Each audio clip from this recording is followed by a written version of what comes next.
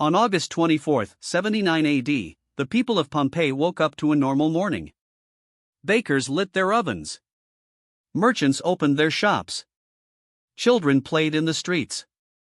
By midnight, every single one of them would be buried under 6 meters of volcanic ash, frozen exactly where they stood.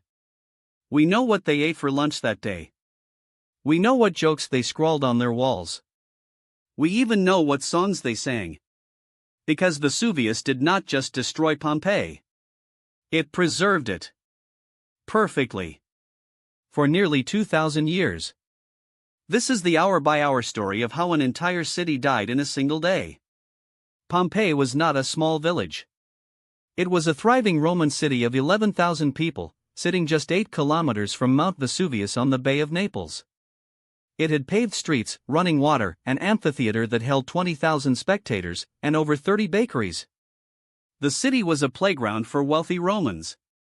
Elaborate villas lined the streets, decorated with stunning frescoes and intricate mosaics. Public bathhouses offered hot and cold pools. Wine flowed from over 200 bars and taverns. Political slogans were painted on building walls, and graffiti covered every surface, from love poems to crude insults that would make a sailor blush. But Pompeii had a secret that no one understood. The ground beneath them had been shaking for days. Wells had dried up. Strange gases seeped from cracks in the earth. The Romans had no word for volcano. Vesuvius had not erupted in nearly 1,800 years. To them, it was just a mountain. The morning of August 24 began like any other. The forum was crowded with traders. Gladiators trained at the amphitheater. Slaves carried water from the public fountains. A dog was chained to a post outside a house on the Via dell'Abbondanza. We know this because 2,000 years later, archaeologists found its body still tethered there. Around noon, Vesuvius exploded. The top of the mountain blew apart with a force 100,000 times greater than the atomic bomb dropped on Hiroshima. A column of superheated rock, ash, and gas shot 33 kilometers into the sky at twice the speed of sound. For the first few hours, Pompeii was not hit directly. The wind carried the column southeast, away from the city. People stood in the streets and watched. Some were fascinated. Others began to panic. But the real danger had not arrived yet. By early afternoon, the sky turned black. Pumice stones, lightweight volcanic rock, began raining down on Pompeii. At first they were small, the size of pebbles. Then they grew larger. Baseball-sized chunks of rock crashed through roof tiles and shattered pottery in the streets. The pumice fell at a rate of 15 centimeters per hour. Within 3 hours, the streets were knee-deep. Roofs began to collapse under the weight. The air filled with sulfur and ash. Breathing became difficult, then dangerous. This was the moment of decision. Those who fled immediately had the best chance of survival. But many stayed. They hid in their homes, clutching their valuables, waiting for the storm to pass. They covered their mouths with cloth. They huddled in cellars. They prayed to gods who were not listening. An estimated 2/3 of the population escaped during this phase. The remaining third, roughly 2,000 people, sealed their fate by staying. Shortly after midnight, the eruption column collapsed.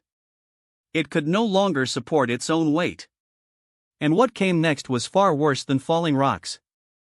Pyroclastic surges, superheated clouds of gas, ash, and rock traveling at 700 kilometers per hour with temperatures exceeding 300 degrees Celsius, rolled down the mountain. The first surge hit the neighboring town of Herculaneum, killing everyone instantly. Their brains boiled inside their skulls. Their blood vaporized. The people of Pompeii heard the roar. Some tried to run. It was already too late. Between 6:30 and 8 o'clock in the morning on August 25, 4 successive pyroclastic surges hit Pompeii. Each one was hotter and faster than the last. Death was instantaneous. The thermal shock killed people so quickly that their muscles contracted, freezing their bodies in the exact position they were in at the moment of impact. A mother shielding her child. A man covering his face. 2 people holding each other. The entire city was buried under 6 meters of ash and pumice in less than 24 hours. For 1,700 years, Pompeii lay forgotten beneath farmland. Then in 1748, archaeologists began to dig. What they found stunned the world. The ash had hardened around the victims' bodies like concrete. As the bodies decomposed, they left perfect hollow molds. In 1863, archaeologist Giuseppe Fiorelli had a brilliant idea. He poured liquid plaster into these cavities. The result was haunting, perfect casts of human beings in their final moments. Faces twisted in agony. Hands raised in defense. A pregnant woman lying on her side.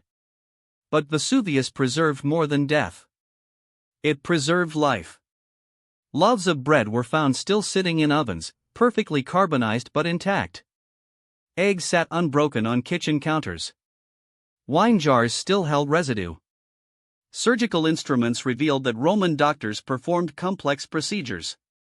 And the graffiti, thousands of messages carved and painted on walls, revealed the thoughts, desires, and humor of ordinary Romans. Pompeii is the most complete snapshot of daily life in the ancient world. No other archaeological site comes close. 2/3 of the city has been excavated, and every meter reveals something new. We know Romans ate dormice as a delicacy.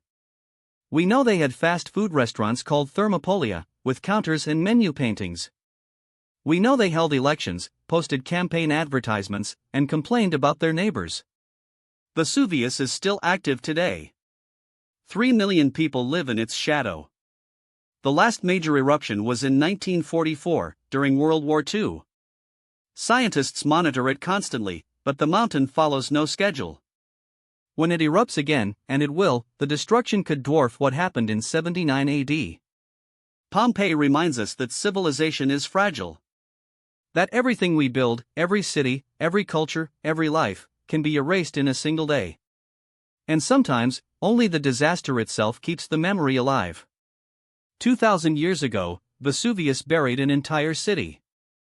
Today, that city teaches us more about Roman life than any history book ever written. If this story gave you chills, subscribe and hit the bell. More history brought to life, every week.